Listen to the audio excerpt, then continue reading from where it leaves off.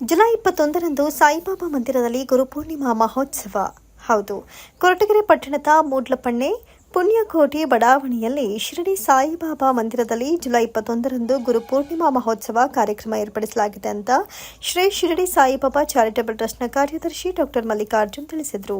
Shri Shirdi Saibaba charitable trust, Goravanahalli, Mahalakshmi charitable trust ವ್ಯಾಪಾರಸ್ಥರು ಹಾಗೂ ವಿವಿಧ ಸಂಘ ಸಂಸ್ಥೆ, ಭಕ್ತಾದಿಗಳು ಹಾಗೂ ದಾನಿಗಳ ಸಹಕಾರದಿಂದ ಪ್ರತಿ ವರ್ಷದಂತೆ ಈ ವರ್ಷವೂ ಸಹ ಗುರುಪೂರ್ಣಿಮಾ ಮಹೋತ್ಸವವನ್ನು ಹಮ್ಮಿಕೊಳ್ಳಲಾಗಿದ್ದು, ಜುಲೈ 21ರ ಭಾನುವಾರ ಬೆಳಗ್ಗೆ 4:30ರಿಂದ 5 ಗಂಟೆಯವರೆಗೆ ಕಾಕಡ ಆರತಿ, 5 ಗಂಟೆಗೆ ಅಭಿಷೇಕ, ಮಹಾಮಂಗಳಾರತಿ ಉತ್ಸವ, ಬಾಬರವರಿಗೆ ಕ್ಷೀರಾಭಿಷೇಕ, ಬೆಳಗ್ಗೆ 11 ಗಂಟೆಗೆ ಕೊರಟಗೆರೆ ವಾಸವಿ ಮಹಿಳಾ ಮಂಡಳಿಯಿಂದ ಭಜನೆ ಮತ್ತು ಕೋಲಾಟ, 1 ಗಂಟೆಗೆ ಆರತಿ, ಭಜನೆ, ವಿಷ್ಣು ಸಹಸ್ರನಾಮ ಪಾರಾಯಣ ಮತ್ತು ಭಜನೆ, ವಾಸವಿ ಮಾತೃ ಮಂಡಳಿಯವರ ಭಜನೆ. ಇನ್ನು ದೇವಾಲಯದ ಟ್ರಸ್ಟ್ನ ಅಧ್ಯಕ್ಷೆ ಸುಧಾಮಣಿ ಮಾತನಾಡಿ, ಗುರುಪೂರ್ಣಿಮೆ ಮಹೋತ್ಸವ ಕಾರ್ಯಕ್ರಮ ಶಿರಡಿ ಸಾಯಿಬಾಬಾ ಅವರಿಗೆ ವಿಶೇಷ ಪೂಜೆ, ಅಭಿಷೇಕ, ಕೋಲಾಟ ಮತ್ತು ಭಜನಾ ಕಾರ್ಯಕ್ರಮಗಳೊಂದಿಗೆ ಸಂಜೆ 6:30ಕ್ಕೆ ಮಹತೀನಾದ ಭಜನಾ ಮಂಡಳಿಯವರಿಂದ ವಿಶೇಷ ಭಜನಾ ಕಾರ್ಯಕ್ರಮ ಹಾಗೂ ಬಾಬಾರವರ ದರ್ಶನಕ್ಕೆ ಬರುವ ಎಲ್ಲಾ ಭಕ್ತ ಮಹಾಶಯರುಗಳಿಗೆ ಬೆಳಗ್ಗೆ 8 ಗಂಟೆಯಿಂದ ರಾತ್ರಿ 9:30ರವರೆಗೂ ನಿರಂತರವಾಗಿ ಪ್ರಸಾದ ವಿನಿಯೋಗ ಮಾಡಲಾಗುತ್ತೆ ಅಂತ ಅವರು ತಿಳಿಸಿದರು. ಇನ್ನು ಈ ಕಾರ್ಯಕ್ರಮಕ್ಕೆ ಹೆಚ್ಚಿನ ಸಂಖ್ಯೆಯಲ್ಲಿ ಭಕ್ತ ಮಹಾಶಯರು ಭಾಗವಹಿಸಿ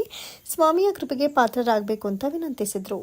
ಈ ಸಂದರ್ಭದಲ್ಲಿ ಸುಧಾಮಣಿ, ಎಸ್ ಪವನ್ ಕುಮಾರ್, ಪ್ರಕಾಶ್ ಕುಮಾರ್, ಗಿರೀಶ್, ಶಂಕರ ನಾರಾಯಣ ಶ್ರೇಷ್ಠಿ, ಆದಿ ರಮೇಶ್, ನವೀನ್ ಕುಮಾರ್ ಸೇರಿದಂತೆ ಇನ್ನಿತರರ ಪದಾಧಿಕಾರಿಗಳು ಹಾಜರಿದ್ದರು. ಸತೀಶ್ ಎಸ್, ಮಾತೃ ಟಿವಿ, ಕೊರಟಗೆರೆ. ಸಂಜೆ 9:30ರವರೆಗೆ ಶಿರಡಿ ಸಾಯಿ ಮಂದಿರದಲ್ಲಿ ನಿರಂತರ ಪೂಜಾ ಕಾರ್ಯಕ್ರಮವನ್ನು ಏರ್ಪಡಿಸುತ್ತದೆ.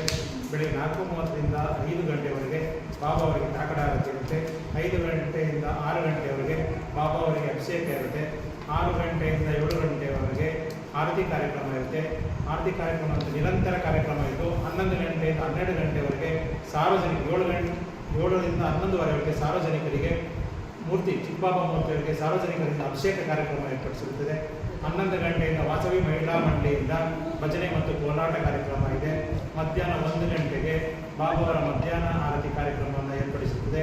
ಅದಾದ ನಂತರ ಸಂಜೆ 3 ಗಂಟೆಯಿಂದ 4 ಗಂಟೆಯವರೆಗೆ ವಾಸವಿ ಮಾತೃ ಮಂಡಳಿಯವರಿಂದ ವಿಷ್ಣು ಸಹಸ್ರನಾಮ ಮತ್ತು ಭಜನಾವಳಿ ಕಾರ್ಯಕ್ರಮವನ್ನು ಏರ್ಪಡಿಸುತ್ತದೆ.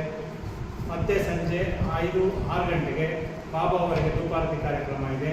ಅದಾದ ನಂತರ 6:30ರಿಂದ ಬೆಂಗಳೂರಿನ ಡಾಕ್ಟರ್ ಮಹಂತಿ ಭಜನಾ ಮಂಡಳಿ ಸಂಗಡಿಗರಿಂದ ಭಜನಾವಳಿ ಕಾರ್ಯಕ್ರಮವನ್ನು ಏರ್ಪಡಿಸುತ್ತದೆ.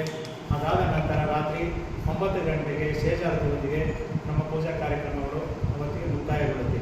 ಈ ಒಂದು ಕಾರ್ಯಕ್ರಮಕ್ಕೆ ನಮಗೆ ಹೆಚ್ಚಿನ ರೀತಿ ಸಹಾಯ ಮಾಡಿದ್ದಕ್ಕೆ ಕೊರಟಗೆರೆ ನಾಗರಿಕರು, ಕೊರಟಗೆರೆ ಚಾರಿಟಬಲ್ ಟ್ರಸ್ಟ್ನು, ವ್ಯಾಪಾರಸ್ಥರು, ಎಲ್ಲ ರೀತಿಯ ವರ್ತಕರು, ಸಾಯಿ ಭಕ್ತರಿಂದ ಮತ್ತು ಹೆಚ್ಚಿನಾಗಿ ಪತಂಜಲಿ ಯೋಗ ಶಿಕ್ಷಣ ಸಮಿತಿಯವರು ನಮಗೆ ನಿರಂತರವಾಗಿ ಈ ಕಾರ್ಯಕ್ರಮಕ್ಕೆ ಕೈ ಜೋಡಿಸಿಕೊಂಡಿದ್ದಾರೆ. ಅವರಿಗೂ ನಾವು ಕೃತಜ್ಞತೆಯನ್ನು ಸಲ್ಲಿಸ್ತಾ ಇದ್ವಿ. ಮತ್ತು ಇದೊಂದು ಕಾರ್ಯಕ್ರಮಕ್ಕೆ ತಮ್ಮ ಹೆಸರುಗಳನ್ನ ಯಾರೂ ಹೇಳಿದರೆ ಸುಮಾರು ಭಕ್ತಾದಿಗಳು ಹಣದ ರೀತಿಯಲ್ಲಿ, ದವಸ ಧಾನ್ಯದ ರೀತಿಯಲ್ಲಿ ಸಹಕಾರವನ್ನು ಕೊಡ್ತಾ ಬಂದಿದ್ದಾರೆ. ಈ ಒಂದು ಕಾರ್ಯಕ್ರಮಕ್ಕೆ ಹೆಚ್ಚಿನ ಜನಸಂಖ್ಯೆಯಲ್ಲಿ ಆಗಮಿಸಿ ಶ್ರೀ ಸಾಯಿಬಾಬಾ ಅವರ ಕೃಪೆಗೆ ಪಾತ್ರರಾಗಬೇಕು ಅಂತ ಸಾರ್ವಜನಿಕರಲ್ಲಿ ನಾವು ಮನವಿ ಮಾಡ್ಕೊತಾ ಇದ್ದೀವಿ. ಕಾರ್ಯಕ್ರಮಕ್ಕೆ ನಮ್ಮ ಸಾಯಿ ಟ್ರಸ್ಟಿಂದ ಏನೇನು ಹಮ್ಮಿಕೊಳ್ತಾ ಇದ್ದೀವಿ ಅಂತ ಎಲ್ಲನೂ ಗಿರೀಶ್ ಅವರು ತಿಳಿಸ್ಕೊಡ್ತಾರೆ. ಇಷ್ಟು ವರ್ಷನೂ ನಾವು 10ರಿಂದ 12,000 ಜನ ತನಕನೂ ಅನ್ನ ಸಂತರ್ಪಣೆ ಮಾಡ್ತಾ ಇದ್ವಿ. ಈ ಸಲ 15,000 ಜನಕ್ಕೆ ಮಾಡೋಣ ಅಂತ ಎಲ್ಲವನ್ನೂ ಕ್ರೋಢೀಕರಿಸ್ತಾ ಇದ್ದೇವೆ. ಆ ದೇವರ ಅನುಗ್ರಹದಿಂದ ಎಲ್ಲ ಇಷ್ಟು ದಿನ ಏನು ಅಂದ್ಕೊಳ್ತಿದ್ವೋ ಅದೆಲ್ಲ ಆಗ್ತಾಯಿದೆ. ಇನ್ನು ಮುಂದೆನೂ ಅದೇ ರೀತಿ ಆಗುತ್ತೆ ಅಂದ್ಕೊಂಡಿದ್ದೀವಿ. ಇನ್ನು ಮುಂದೆ ಗಿರೀಶ್ ಅವರು ಹೇಳ್ತಿದ್ದಾರೆ. ಗುರುಪೂರ್ಣಿಮೆ ಕಾರ್ಯಕ್ರಮದಲ್ಲಿ ಬೆಳಗ್ಗೆ ಅಷ್ಟೊತ್ತಿಗೆ ಬಾಬಾ ಅವರಿಗೆ ಕಾಕಡಾರತಿ ನಂತರ ಅಭಿಷೇಕ ನಂತರ ಮತ್ತೆ ಆರತಿ ಆದ ನಂತರ ಭಜನಾ ಕಾರ್ಯಕ್ರಮ ನಡೀತಾ ಇರುತ್ತೆ. ಸಾರ್ವಜನಿಕವಾಗಿ ಅಭಿಷೇಕ ಹುಟ್ಟುಬಾಬಾಗೆ ಅಭಿಷೇಕ ನಿರಂತರವಾಗಿ 11:30ವರೆಗೂ ಇರುತ್ತೆ. ಅದೆಲ್ಲ ಸಾರ್ವಜನಿಕರಿಗೂ ಸಹ ನಾವು ಅನುಕೂಲ ಮಾಡಿಕೊಟ್ಟಿದ್ದೀವಿ.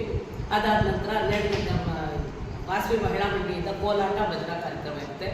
ಅದಾದ ನಂತರ ಮಧ್ಯಾಹ್ನ ಸ್ವಾಮಿಗೆ ಮಧ್ಯಾಹ್ನದ ಆರತಿ ಇರುತ್ತೆ. ಆರತಿ ಆದ ನಂತರ ತಿರುಗಿ ಮತ್ತೆ ಒಂದು ಸ್ವಲ್ಪ ಗ್ಯಾಪ್ ಬಿಟ್ಟು ತಿರುಗಿ 3 ಗಂಟೆಯಿಂದ ಮತ್ತೆ ವಿಷ್ಣು ಸಹಸ್ರನಾಮ ಮಾತೃ ಮಹಿಳಾ ಮಂಡಳಿಯಿಂದ. ಅದಾದ ನಂತರ ಬೆಂಗಳೂರು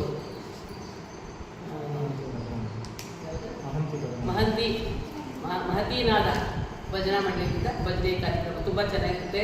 ಅದಂತೆ ಯಾರು ಮಿಸ್ ಮಾಡ್ಕೊಬೇಡ್ರಿ. ಎಲ್ಲರೂ ಭಜನೆ ಕಾರ್ಯಕ್ರಮದಲ್ಲಿ ಪಾಲ್ಗೊಳ್ರಿ.